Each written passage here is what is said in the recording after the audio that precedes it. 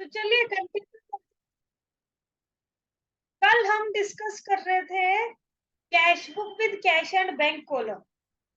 देखो 21 जनवरी को paid wages for erection of above machinery 400, तो वो हमने डाला था बाय मशीनरी अकाउंट में। क्योंकि आपने मशीनरी के ही इंस्टॉलेशन पे वो पैसा खर्च किया है। देन कहता है withdrew from bank for office use 22 को। तो ये एंट्री कहाँ जाएगी? ये एंट्री दोनों जगह पे जाएगी। Withdrew from bank for office use entry क्या होगी? जनवरी 22 में एंट्री आपकी होती है cash account debit to bank account. तो टू बैंक अकाउंट करके आप लिखेंगे कितना? 7500। और इधर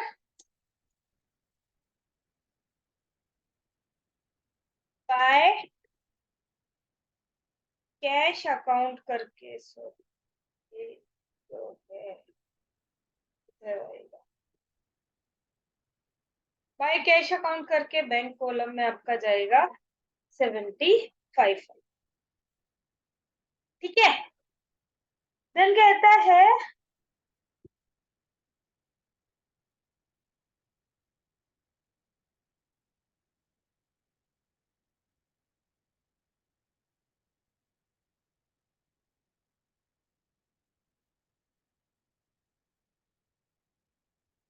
देखो हो सकता है गलती से मैंने कोई अमाउंट बैंक के या कैश के कॉलम में लिख दिए जबकि जानी वो दूसरे कॉलम में है। नेक्स्ट क्या आता है? Anil check return by bank dishonoured. देखो अनिल से आपको जब चेक रिसीव हुआ था तो आपने Anil account debit to bank account किया होगा, sorry bank account debit to Anil account किया होगा।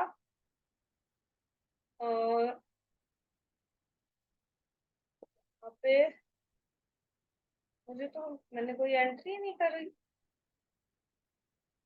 Anil check return by bank dishonoured. चलिए अनिल का जो चेक था वो बैंक ने, सॉरी उससे पहले है, देखो received a cheque from Anil and deposited it into bank. देखो सेम डे पे तो आप एंट्री करोगे Anil account debit to bank account January 23 को। सॉरी पहले जब आपने चेक रिसीव किया है एंट्री होगी bank account debit to Anil account, तो टू अनिल अकाउंट करके आप बैंक कॉलम में डालोगे कितना अमाउंट? 4600। ठीक है। अब कहते हैं 27 को बैंक ने उस चेक को रिटर्न कर दिया डिसओनर हो। जब डिसओनर होता है एंट्री रिवर्स हो जाती है बाय अनिल अकाउंट और बैंक के कॉलम में 4600 क्या हो जाएगा? एक तरीके से क्रेडिट में चला जाएगा। ठीक है। देन कहते हैं purchase a computer and paid by cheque. तो जनवरी 28 को क्या करोगे? By office equipment.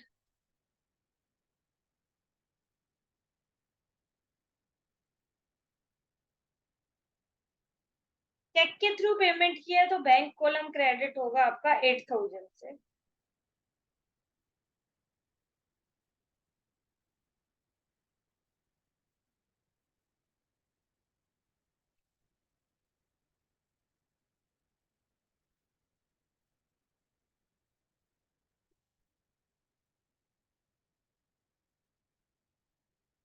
फिर कहता है 30th को पेड चैरिटी।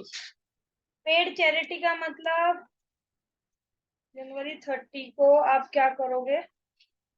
बाय चैरिटी करके कैश कॉलम में 120। एंड देन कहता है पेड इनटू बैंक। तो bank account debit to cash account हुआ होगा 31 को। जनवरी 31 टू कैश अकाउंट करके ये आपकी कॉन्ट्रा एंट्री। कितना अमाउंट कहते हैं? बैंक के कॉलम में डिपॉजिट किया है 12,000 एंड सेम वे इधर क्या चला जाएगा? बैंक की वजह से आपका कैश कम हो रहा है जनवरी 31 को बाय बैंक अकाउंट करके कैश कॉलम में 12। ठीक है, अब दोनों साइड का आप टोटल करके देखो, जो डिफरेंस है वो क्रेडिट या डेबिट।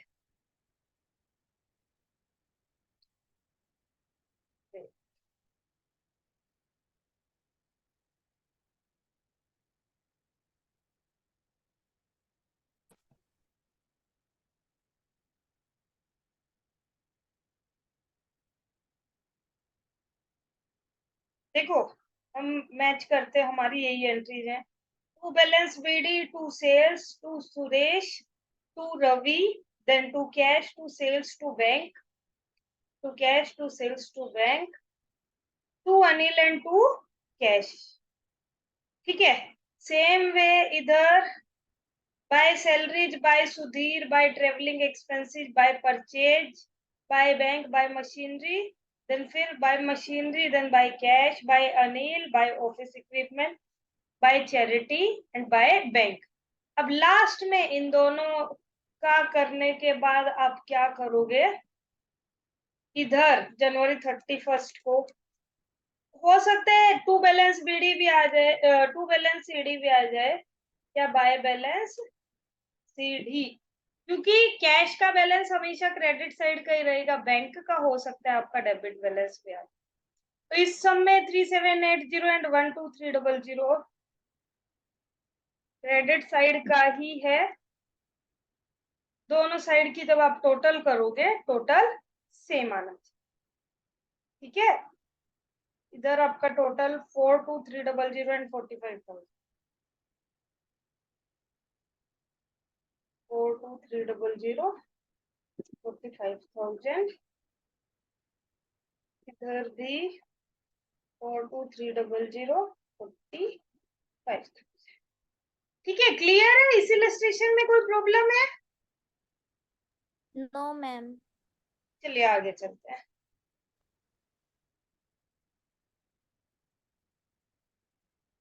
देखो कुछ इंपॉर्टेंट ट्रांजेक्शन्स दे रखी है। Amount withdrawn for personal use. देखो अगर आपने बैंक से अमाउंट विड्रॉ किया है किस पर्पज के लिए? पर्सनल यूज के लिए, तो वो अमाउंट आपका कॉन्ट्रा एंट्री नहीं होगा। क्यों? क्योंकि वो सिर्फ आपकी कैश बुक की बैंक कॉलम को अफेक्ट करेगा। क्यों? जब आप पर्सनल यूज के लिए मान लो कैश विड्रॉ करते हो तो entry cash account debit to bank account होके क्या हो ना होकर के क्या होती है? Drawings account debit to bank account. और जब आपका कैश अकाउंट डेबिट ही नहीं हुआ तो वो कॉन्ट्रा एंट्री नहीं हो सकती। कॉन्ट्रा एंट्री के लिए कैश और बैंक दोनों अकाउंट सेम टाइम पे डेबिट एंड क्रेडिट होने चाहिए। क्लियर है? ठीक है, तो जब भी आप पर्सनल यूज के लिए कोई अमाउंट विड्रॉ करते हैं तो वो सिर्फ आपके बैंक कॉलम को अफेक्ट करेगा। क्यों? क्योंकि ये आपके बैंक बैलेंस को रिड्यूस करेगा और ये जो है क्रेडिट साइड पे बाय ड्रॉइंग्स अकाउंट करके शो किया जाए। ठीक है, अमाउंट आपके बैंक कॉलम में लिखा जाए। फिर कहते हैं endorsement of a cheque. Endorsement का मतलब क्या है? कई बार क्या होता है आप उस चेक को बैंक से एनकैश ना करा करके, यानी उस चेक को बैंक में डिपॉजिट ना करके डायरेक्टली क्या करते हैं? किसी और कस्टमर को ट्रांसफर कर देते, किसी और कस्टमर को दे देते, उसको बोलते हैं एंडोर्समेंट। तो जो रिसिप्ट है या जो एंडोर्समेंट है वो आपकी जर्नल के थ्रू की जाती है, ना कि कैश बुक के थ्रू। यानी जब भी आप चेक रिसीव करते हो या उसको एंडोर्स करते हो, किसी और को ट्रांसफर करते हो, तो उससे ना आपके कैश बैलेंस पे कोई फर्क पड़ा और ना ही आपके बैंक बैलेंस के ऊपर कोई फर्क पड़ा। अब कैसे, देखो एंडोर्समेंट तभी पॉसिबल है जब आपने जो है क्या ना किया हो, उस चेक को सेम टाइम पे डिपॉजिट ना किया हो। और अगर आपने चेक को डिपॉजिट नहीं किया तो एंट्री क्या होगी, cheque in hand account debit to X. मान लो एक्स से आपको कोई चेक रिसीव हुआ है और आपने वो चेक दे दिया है वाई, तो अब क्या करोगे फिर, जब आप उस चेक को वाई को दे रहे हो तो Y debit to cheque in hand. अब दोनों एंट्रीज में आपके कैश या बैंक कॉलम के ऊपर कोई इम्पेक्ट नहीं पड़ा है, इसीलिए ये जो दोनों एंट्री है यानी चेक को कलेक्ट करना और उसको एंडोर्स करना, वो दोनों एंट्री जर्नल के थ्रू ही होंगी। उन एंट्रीज का आपकी कैश बुक से कोई लेना देना नहीं। देखो बुक में यही दे रखा है, a cheque of 20,000 is received from Arun on 2 March and is endorsed to Vishal on 5 March. तो इस केस में आप दो जर्नल एंट्री पास करोगे। पहली 2 मार्च को जब आपने चेक रिसीव किया है, cheque in hand account debit to Arun account 20,000, और दूसरी 5 मार्च को जब आप चेक को विशाल को एंडोर्स कर रहे हो, Vishal account debit to cheque in hand account 20,000। ठीक है, देन कहते हैं बैंक चार्जेज। अब यूजुअली क्या होता है, बैंक जो है कुछ अमाउंट चार्ज करता है अपनी सर्विसेज के बदले में, यानी बैंक जो कस्टमर को सर्विसेज देता है उनके लिए वो कुछ फीस कुछ अमाउंट चार्ज करता है। तो उनकी एंट्री क्या होती है, देखो उनकी एंट्री होती है bank charges account debit to bank. अब देखो इस एंट्री से क्या हुआ, आपका बैंक अकाउंट क्रेडिट हुआ है, तो बैंक चार्जेज आपकी कैश बुक के अंदर कहाँ जाएंगे, क्रेडिट साइड में बाय बैंक चार्जेज करके शो किए जाएंगे और बैंक कॉलम में से अमाउंट मतलब कम किया जाएगा, एक तरीके से क्रेडिट साइड पे दिखाया जाएगा। फिर कहते हैं bank charges on dishonoured cheque. देखो डिसऑनर्ड चेक के ऊपर बैंक चार्जेज, बैंक का ये रूल है कि अगर कोई चेक डिसऑनर हो जाता है, डिसऑनर का मतलब भाई आप ये मान के चलते हो कि उतना अमाउंट आपके पास नहीं था, तो बैंक उस चेक के ऊपर, उस डिसऑनर्ड चेक के ऊपर भी पेनल्टी लगाता है। तो वो पेनल्टी आपके अकाउंट से डिडक्ट नहीं की जाती, वो पेनल्टी आपके डिसऑनर्ड चेक के अंदर ही इंक्लूड की जाती है, यानी वो अमाउंट आपके डिसऑनर्ड चेक में इंक्लूड होगा, आपकी कैश बुक के ऊपर कोई इम्पैक्ट नहीं पड़ेगा। फिर कहता है amount directly deposited bye a customer into our bank. अगर कोई कस्टमर डायरेक्टली हमारे बैंक अकाउंट में पैसा डिपॉजिट कर रहा है तो वो क्या है, आपकी कैश बुक की डेबिट साइड में रिकॉर्ड होगा और अमाउंट आपके बैंक कॉलम के अंदर लिखा जाए। ठीक है, देन कहते हैं interest allowed by bank. Interest allowed, अब बैंक दो तरीके की चीजें करता है, इंटरेस्ट अलाउ भी करता है और इंटरेस्ट चार्ज भी करता है। इंटरेस्ट अलाउ का मतलब क्या है, आपका जो बैंक बैलेंस होता है, आपने जितना अमाउंट बैंक में डिपॉजिट किया हुआ है उसके ऊपर बैंक इंटरेस्ट आपको देता है, तो वो इंटरेस्ट आपके लिए इनकम होती है, उससे आपका बैंक अकाउंट एक तरीके से बढ़ता है। तो इंटरेस्ट अलाउड कहाँ जाएगा, उससे आपकी देखो एंट्री होती है bank account debit to interest received. तो इंटरेस्ट रिसीव्ड आपके लिए क्या है, इनकम है। तो इंटरेस्ट जितना बैंक ने अलाउ किया है वो आपके डेबिट साइड में चला जाएगा टू इंटरेस्ट अकाउंट कर, ठीक है। और अगर बैंक इंटरेस्ट चार्ज करता है, आप कहोगे मैडम बैंक तो इंटरेस्ट देता है, चार्ज कब करेगा? देखो, जैसे बैंक इंटरेस्ट देता है वैसे ही अगर आप बैंक से ओवरड्राफ्ट फैसिलिटी, ओवरड्राफ्ट का मतलब आपके अकाउंट में जितने पैसे नहीं है उससे ज्यादा पैसे अगर आप निकालते हो तो उसके ऊपर बैंक इंटरेस्ट चार्ज भी करते हैं। वो इंटरेस्ट आपके लिए एक्सपेंस है, उसकी एंट्री होगी इंटरेस्ट अलाउड अकाउंट या interest charge account debit to bank account. तो ये आपके बाय इंटरेस्ट चार्ज करके आपकी कैश बुक के क्रेडिट साइड में चले जाए। क्लियर है? Yes ma'am. ठीक है, चलिए इलस्ट्रेशन 7 करते हैं, उससे आपको चीजें क्लियर हो जाए।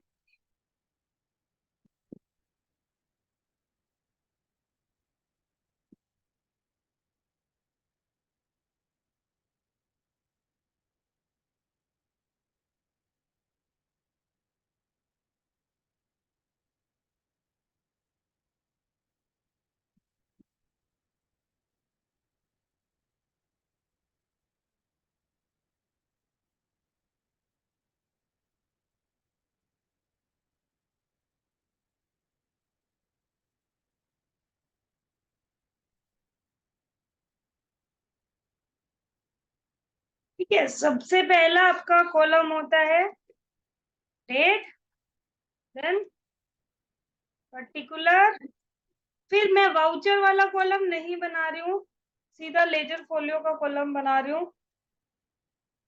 देन दो कॉलम होंगे, एक कैश कॉलम और दूसरा bank column. Same way date, particular, ledger folio, cash and bank.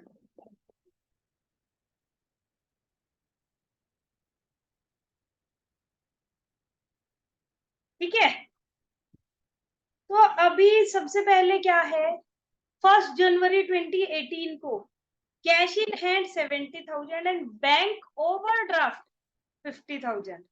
तो एंट्री कैसे होगी, देखो एंट्री होगी January 1 to balance BD, cash in hand 70,000 और बैंक ओवरड्राफ्ट कहता है, बैंक ओवरड्राफ्ट कहते हैं तो वो आएगा बाय बैलेंस बीडी। इसका मतलब है कि बैंक का आपके पास अभी नेगेटिव बैलेंस है, इस तरीके। ठीक है, देन कहता है sold goods for cash,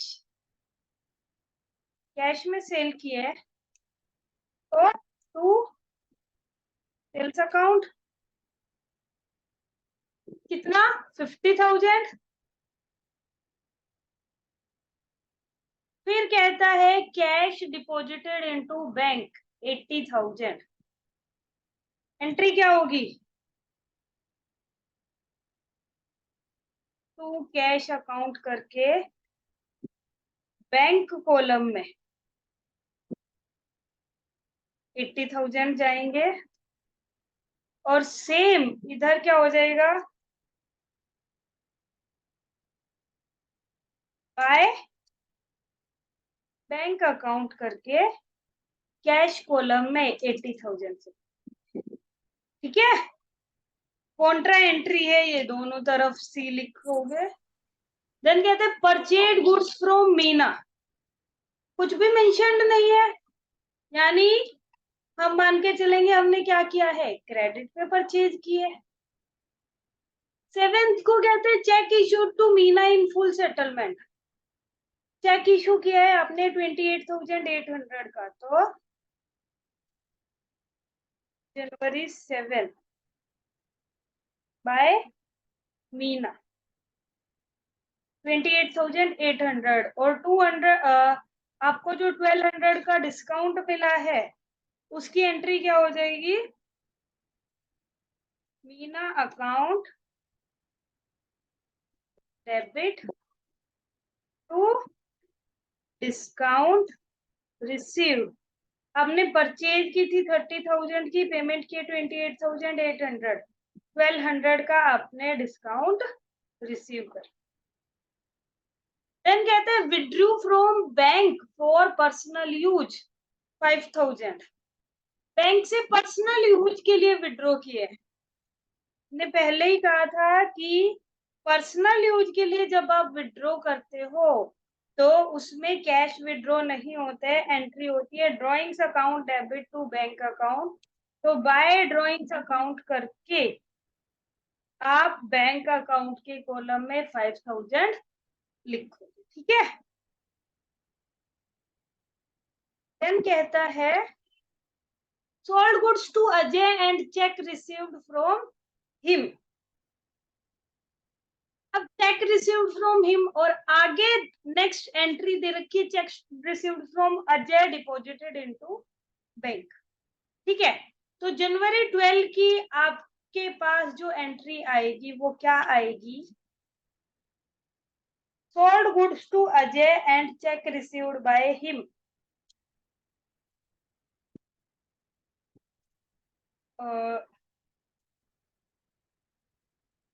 Ajay account debit to sales account, then cheque in hand account debit to Ajay, ठीक है। और फिर कहता है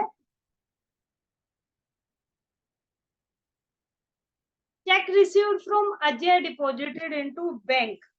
अब 17th को जब आपने बैंक में डिपॉजिट किया तो एंट्री क्या होगी? Bank account debit to cheque in hand. तो 17th को हम एंट्री करेंगे टू चेक इन हैंड, ठीक है। Yes, ma'am. कितने से? 25,000।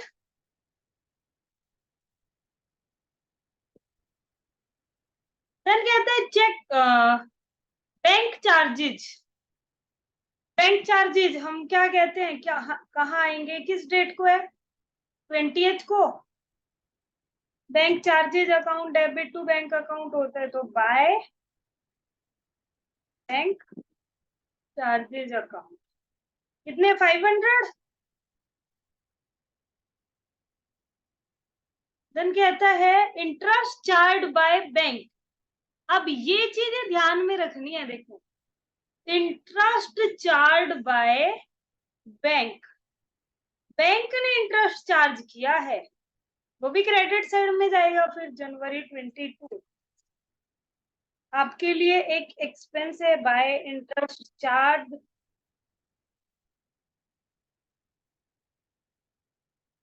2500। देन कहता है रिसीव्ड कैश फ्रॉम रमेश 28,000। किस डेट को है? 23rd।